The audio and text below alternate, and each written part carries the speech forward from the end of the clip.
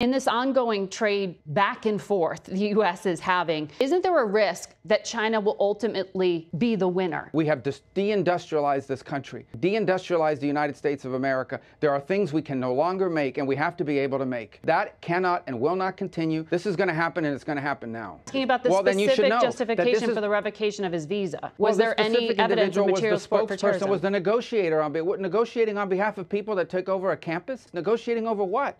That's a crime in and of itself. I don't know where we've gotten it in our head that a visa is some sort of birthright. It is not. Mr. Secretary, for our audience, just to explain, this Red Sea area is a really important transit point for global shipping. The Houthis out of Yemen have been disrupting transit there for some time.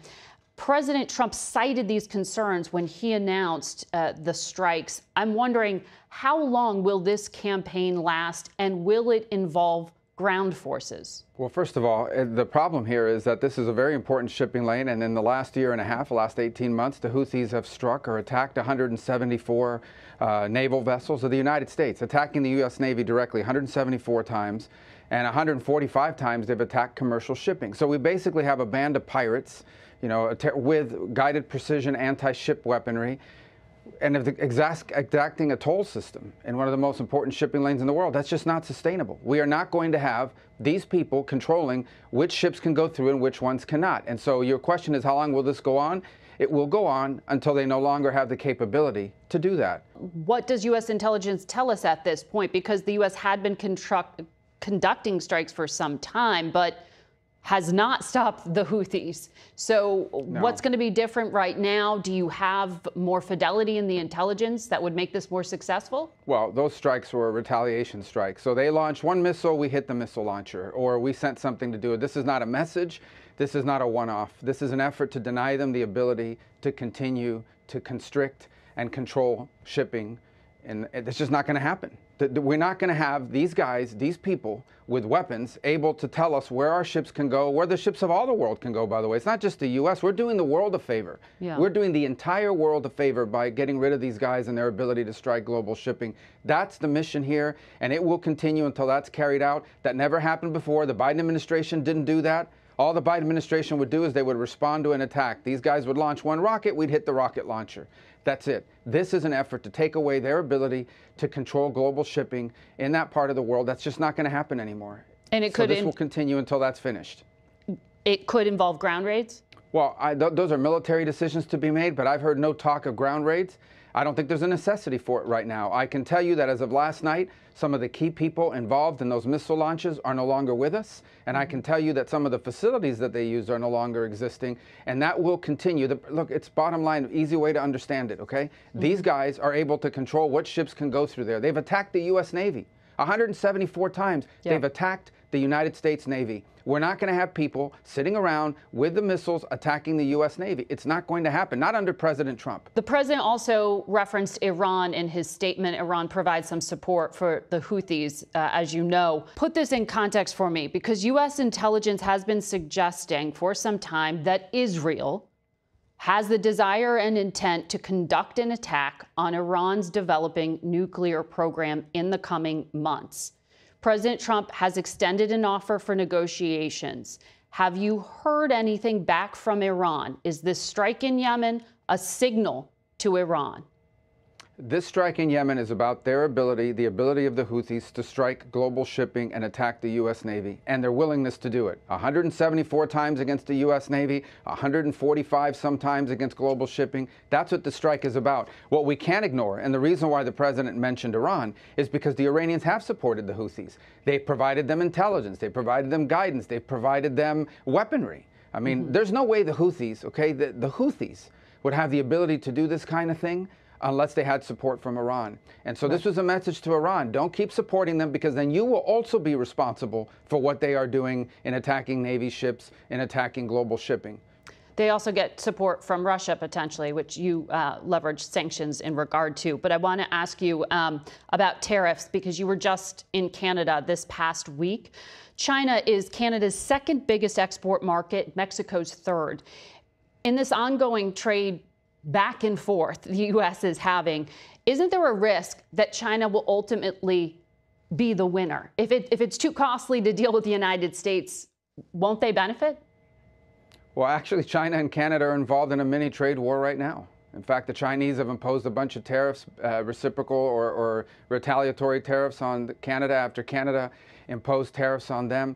So here's the way everyone needs to understand this, okay? The president rightfully believes that the balance of global trade is completely off kilter. For 30 or 40 years, we have allowed countries to treat us unfairly in global trade, much of it during the Cold War because we wanted them to be rich and prosperous because they were our allies in the Cold War. But now that has to change. You look at the European Union. The European Union's economy is about the same size as ours. It's not a low-wage economy. It's very comparable to ours in terms of its composition and so forth. Why do they have a trade surplus with us? So what the president is saying is two things. Number one, there are critical industries like aluminum, like steel, like semiconductors, like automobile manufacturing that he rightfully believes, President Trump rightfully believes the U.S. needs to have a domestic capability. And the way you protect those industries and build that capability is by ensuring that there's economic incentives to produce in the United States. The second is global, and that is we are going to put tariffs on countries reciprocal to what they impose on us. And so this is a global. It's not against Canada. It's not against Mexico. It's not against the EU. It's everybody. And then from that new baseline of fairness and reciprocity, we will engage potentially in bilateral negotiations with countries around the world on new trade arrangements that make sense for both sides. Fairness. But right now it's not fair. We're going to reset the baseline, and then we can enter into these bilateral agreements potentially with countries so that our trade is fair. What's not going to continue is, of course, these countries So this is all just about leverage to get bilateral, not North American free trade deals renegotiation. No, it's not leverage. It's fairness. It's resetting baseline fairness, and then from there we can work on deals and so forth because they'll have products we don't make, we have products they don't make. That's where trade works the best. It has to be free, but it has to be fair. And right now it's only free on one side, and it's not fair for the other side. Well, you know, it's an sir, unsustainable position. The ad hoc nature of these policy announcements and pullbacks are causing concern in the marketplace, as we saw this past week. So I heard you describe what seemed like a strategy to get to negotiations on a bilateral front. You also seem to negotiate, you say this was national security minded, but then we also see comments by the president of like 200% tariffs on champagne. That's not a critical industry for the United States. That seems more emotional. No, that's called retaliation. That's what happens in these trade exchanges. They're going to increase tariffs on, they already have high tariffs. They're going to add more to their tariffs, fine. Then we'll have to find something to, I mean, you tell me. I mean, Canada's going after whiskey and orange juice. And, in retaliation. Yeah, exactly. So that sounds pretty petty to me as well. So what's the difference? The point is, I get it. I understand why these countries don't like it, because the status quo of trade is good for them. It benefits them. They like the status quo. We don't like the status quo. We are going to set a new status quo, and then we can negotiate something, if they want to, that is fair for both sides. But what we have now cannot continue. We have deindustrialized this country. Okay, deindustrialized the United States of America. There are things we can no longer make, and we have to be able to make in order to be safe as a country and in order to have jobs. That's why we had a Rust Belt. That's why we've suffered all these important jobs that once sustained entire communities wiped out by trade that basically sent these factories, these jobs, this industrial capability to other places. That cannot and will not continue. President Trump, this is no mystery. He's been talking about this since the 1980s, actually, even before he was a political figure. This is going to happen, and it's going to happen now. I want to ask you about Russia. You said Envoy Steve Witkoff's meeting with Vladimir Putin that happened last week would answer the fundamental question of whether we're moving towards a ceasefire or whether Putin is using a delay tactic. You spoke with Sergei Lavrov, the foreign minister, yesterday. Is this a delay tactic?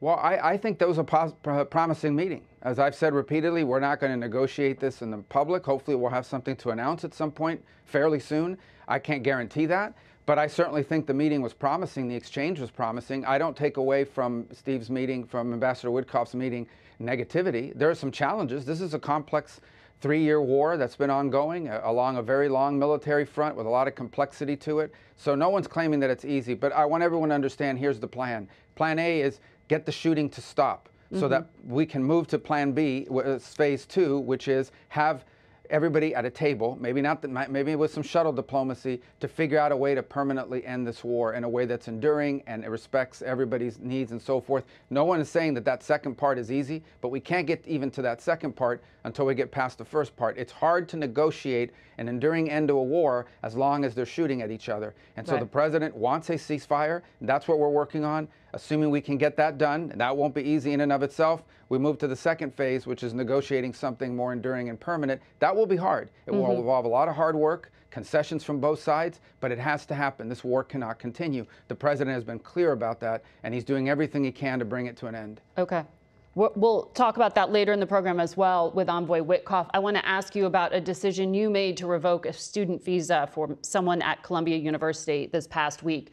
The Wall Street Journal editorial board writes, the administration needs to be careful. It's targeting real promoters of terrorism, not breaking the great promise of a green card by deporting anyone with controversial political views. Can you substantiate any form of material support for terrorism, specifically to Hamas, from this Columbia student, or was it simply that he was espousing a controversial political point of view? Well, not just the student. We're going to do more. In fact, every day now we're approving visa revocations, and if that visa led to a green card, the green card process as well. And here's why. It's very simple. When you apply to enter the United States and you get a visa, you are a guest. And you're coming as a student, you're coming as a tourist, or what have you. And in it, you have to make certain assertions. And if you tell us when you apply for a visa, I'm coming to the U.S. to participate in pro-Hamas events, that runs counter to the foreign policy interest of the United States of America. It's that simple. So you lied. You came. If you had told us that you were going to do that, we never would have given you the visa.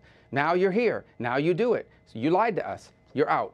It's that simple. But it's that straightforward. Is there any evidence of a link to terrorism, or is it just his point of view? Yeah, they take over. I mean, you should watch the news. These guys take over entire buildings. They vandalize colleges. Intensely. They shut down colleges. I'm asking about the specific justification for the revocation of his visa. Was there any evidence of material support for terrorism? Was the negotiator negotiating on behalf of people that took over a campus, that vandalized buildings? Negotiating over what? That's a crime in and of itself, that they're involved in being the negotiator, the spokesperson, this, that, the other. We don't want it. We don't need these people in our country. We never should have allowed them in the first place. If he had told us, I'm going over there, and I'm going over there to become the spokesperson and one of the leaders of a movement that's going to turn one of your allegedly elite colleges upside down, people can't even go to school, library buildings being vandalized, we never would have let him in. We never would have let him in to begin with. And now that he's doing it and he's here, he's going to leave, and so are others, and we're going to keep doing it. And by the way, I find it ironic that a lot of these people out there defending the First Amendment alleged free speech rights of these Hamas sympathizers, they had no problem, pressuring social media to censor American political speech. So I think it's ironic and hypocritical. But the bottom line is this. If you are in this country to promote Hamas, to promote terrorist organizations, to participate in vandalism, to participate in acts of rebellion and riots on campus, we never would have let you in if we had known that. And now that we know it, is it only pro-Palestinian people who are going to have their visas revoked, or are other points of view as well? No, I think anybody who's here in favor. Look, we want to get rid of Tren de Aragua gang members. They're terrorists too. The president designated them, asked me to designate, and I did, as a terrorist organization. We want to get rid of them as well. We don't want terrorists in America. I don't know how hard that is to understand. We don't want people in our country that are going to be committing crimes and undermining our national security or the public safety. It's that simple. Especially people that are here as guests. That is what a visa is. I don't know where we've gotten it in our head that a visa is some sort of birthright. It is not. It is a visitor into our country. And if you violate the terms of your visitation, you are going to leave.